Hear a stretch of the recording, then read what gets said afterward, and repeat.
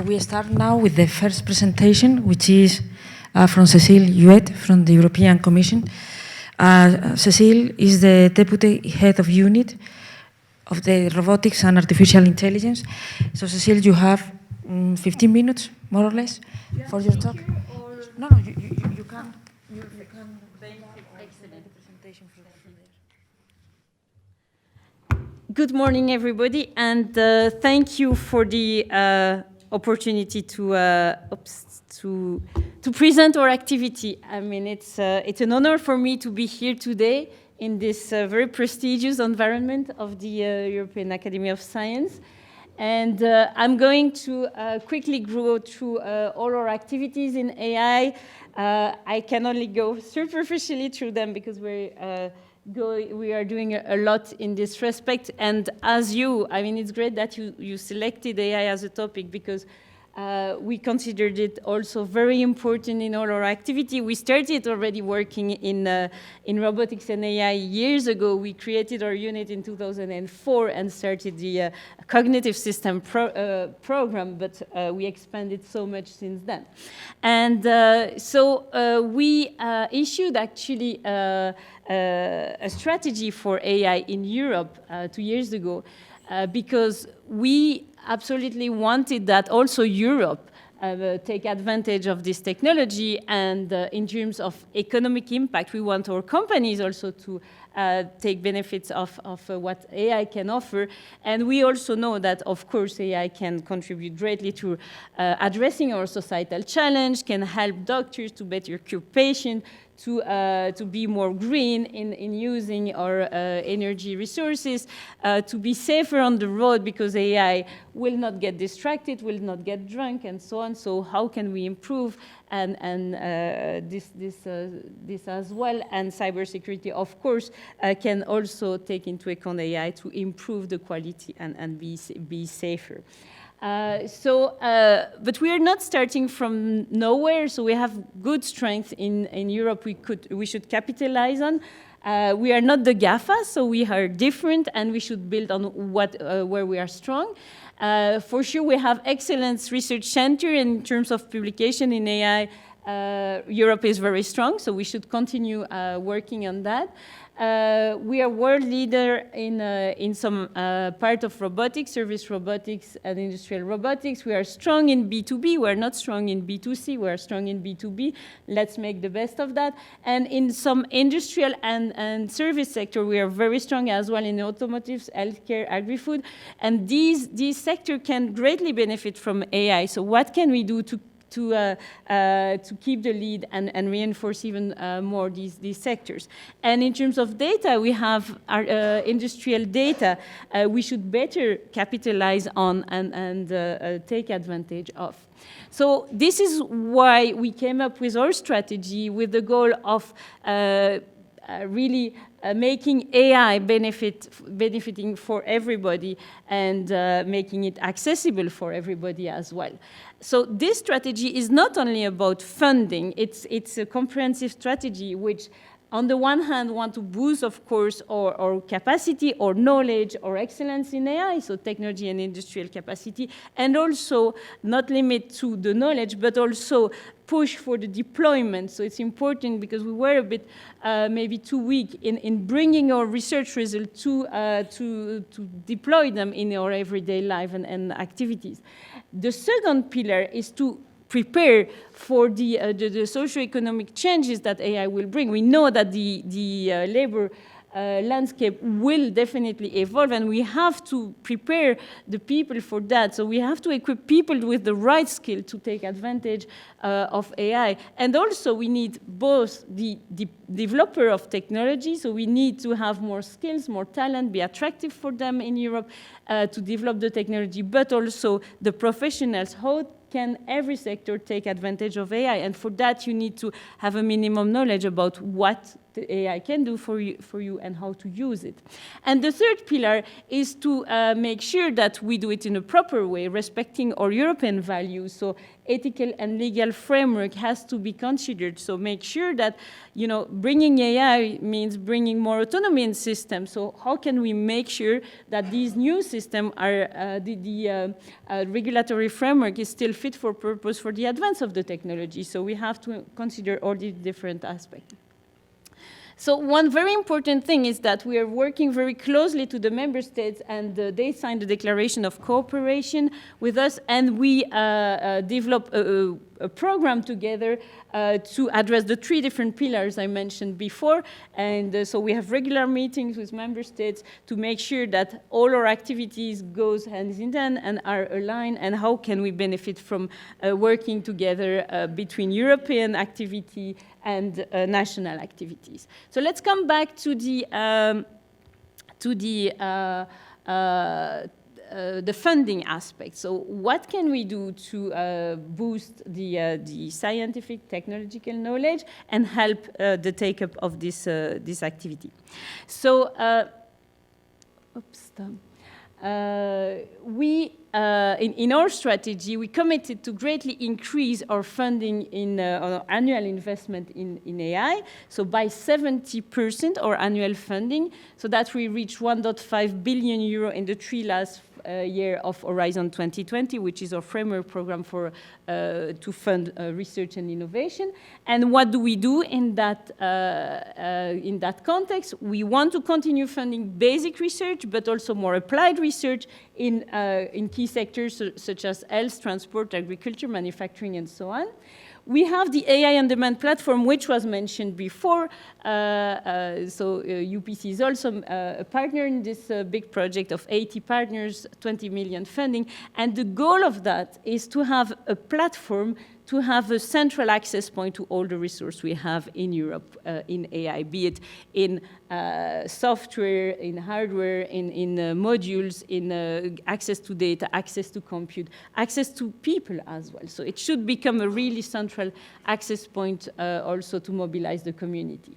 Third one is a network of digital innovation hubs with expertise in AI. The goal of these digital innovation hubs, these are local ecosystems which help the local economy to take advantage of digital technology, in that case also of AI, and it's basically tech transfer ecosystem, local ecosystem.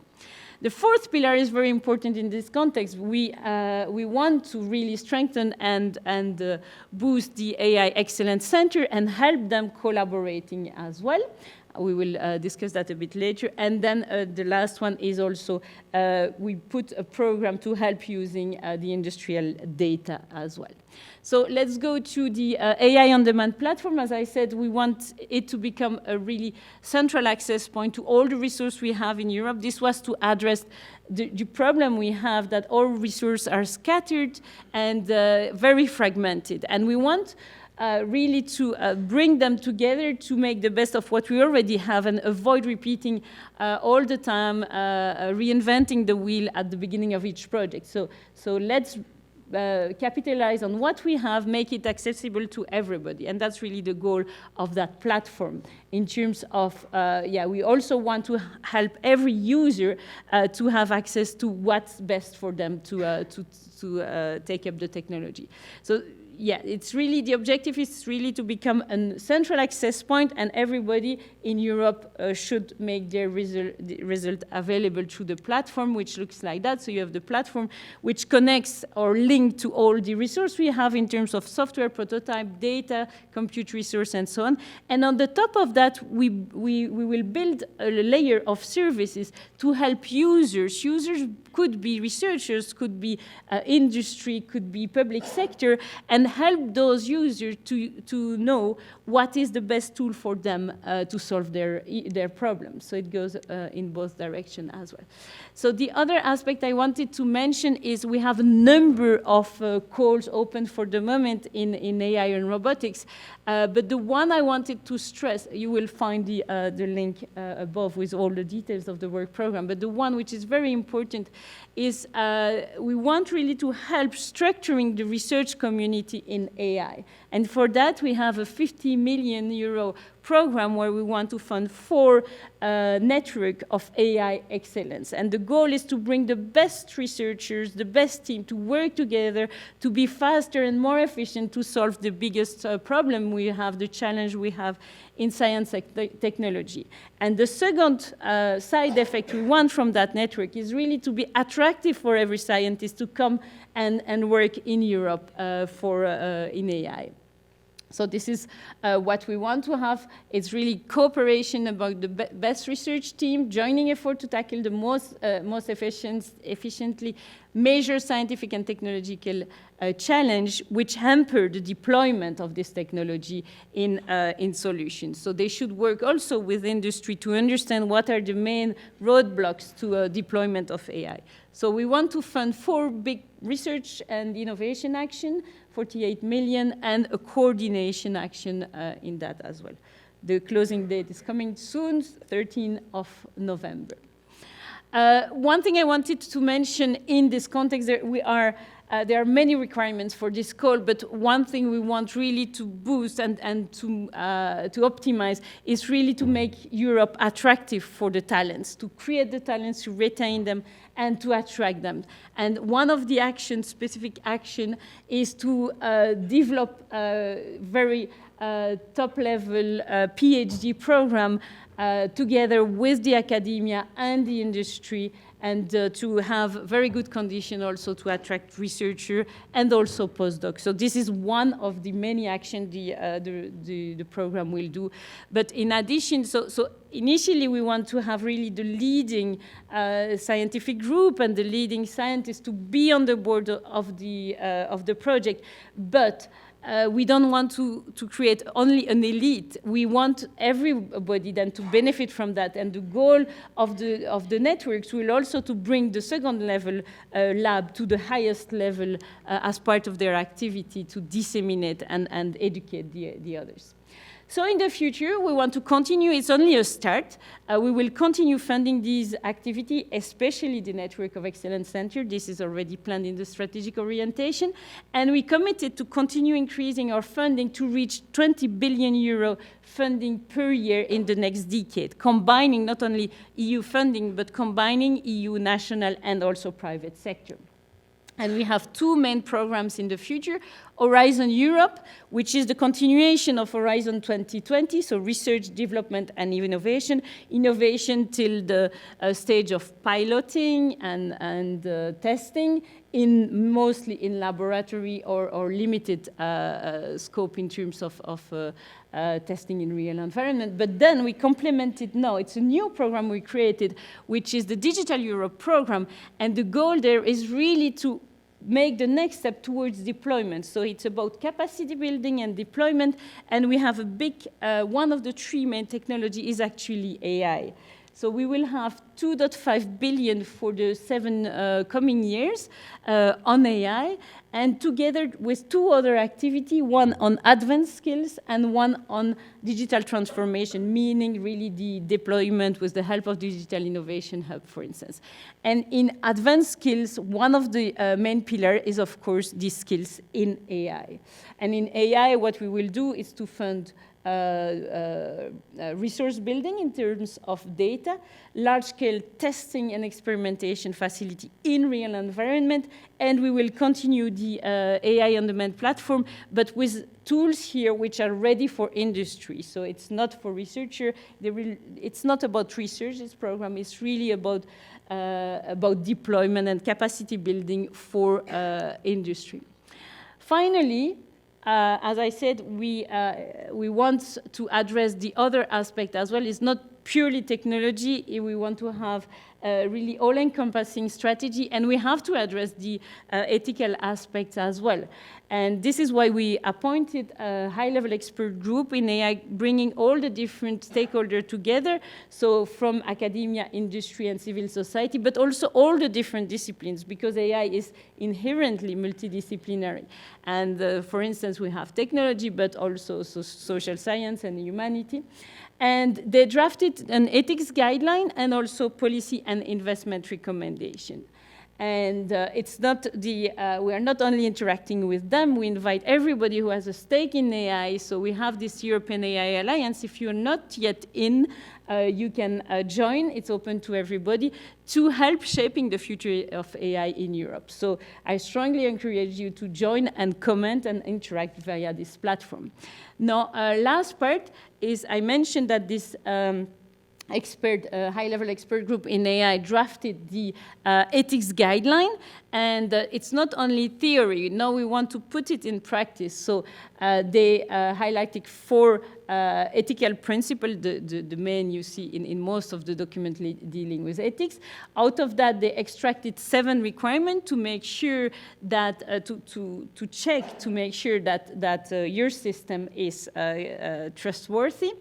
And what we wanted out of that group is especially to have a concrete way to test whether, for a developer or a deployer of AI, to test that their system is actually compliant with the guideline. So they have what we called an assessment list that companies or developers can use to really operational the requirement, the ethics requirement. And for the moment, we are in the piloting process, so we are asking everybody, we are strongly inviting everybody to go through this assessment list and give the feedback, to tell us via the Alliance platform I mentioned before, this is your time to have, it's your opportunity to contribute and have your say, to tell us what you think about this assessment list, whether it's useful, what are the strengths, what are the weaknesses, what we should do to improve it. So please take this, test and send us your comment via the platform. Our goal is to keep improving this assessment list, and next year we will take that into account and review it to optimize really this system. Okay. So I thank you. Yes, just one last word. This is open till end of November, but the sooner you take it, the better for us, because then we keep improving our knowledge and trying to improve as much as possible and as soon as possible. Thank you for your attention. This mishap gives us some possibility to ask tough questions to Cécile on funding, and I think this area deserves tough questions. So, please. Not a tough question. Oh. But, I'm very curious about, given that there is so much opportunity for AI in terms of low-hanging fruits, in terms of applications, in terms of pull from industry, what is the strategy to ensure that there's enough investment in basic research in AI, long-term, tough problems that we know plague AI and are needed to be addressed to move the state of the art forward? Yeah. So that's why I say in first pillar we want to have both, to continue to at the same time take advantage of these low-hanging fruit and push for the tech transfer. So, but in parallel, we want to continue funding basic research, because then in 10 years, we won't be able to be in the lead anymore. I mean, we will lose the track if we cannot continue solving the basic problem. We have not solved everything. We are far from that. So for sure, and that's something, yeah, we have a PPP, public-private partnership for the moment we have one in robotics and one in AI, in big data, sorry. And together we are creating now, for the next framework program, one in AI, bringing all these different fields together. And one comment we already have from them is, please do continue to fund basic science. It's so important to keep that for the long term. We should not be just blinded by the next 5 years. Yeah, for sure, we want to continue that. And we have different programs. We also have open parts and also more blue sky research as well. Yeah. Thank you. So we allow ourselves one more question, although this beautiful face is already coming up here. Yeah, it's just driving curiosity. What you spoke is just what are the open mind concerning a very specific silos. I believe that in the future we have to look to cross-cutting and to define missions. What are the type of missions? Because I think this is the tool for the future. Right. in the future program Horizon Europe, there are different parts, so what we call the clusters, and then the missions. And for some of the missions, so in healthcare, for instance, or in climate changes, for sure AI will contribute. So we have to see now how we will structure the research. So to have targeted work on advancing the technology, because we know which problem we want to solve, but on the other hand, to see how to drive the research to reach those, to address those fundamental big problem we have in the society. And indeed, there we want to bring all the different disciplines to work together, because AI alone will not solve it, so we have to bring the different disciplines. And more fundamentally, when we talk with member states as well, we want to bring more and more multidisciplinary aspect in AI. So bringing, it's not about engineering only. We need to bring humanities and social science together to understand the ethics implication, for instance, and vice versa. In all the other disciplines like law, like healthcare, we have to bring a bit of AI so that people can understand, because in the future everyone will have to deal with AI. So yeah, it's a big multidisciplinary area. Yeah, that I think was a very important remark, because in the end, it's clear that the next steps in advances in AI will be much more connected with other sciences, and we need this urgently. Thank you, Cécile. Thank you very much.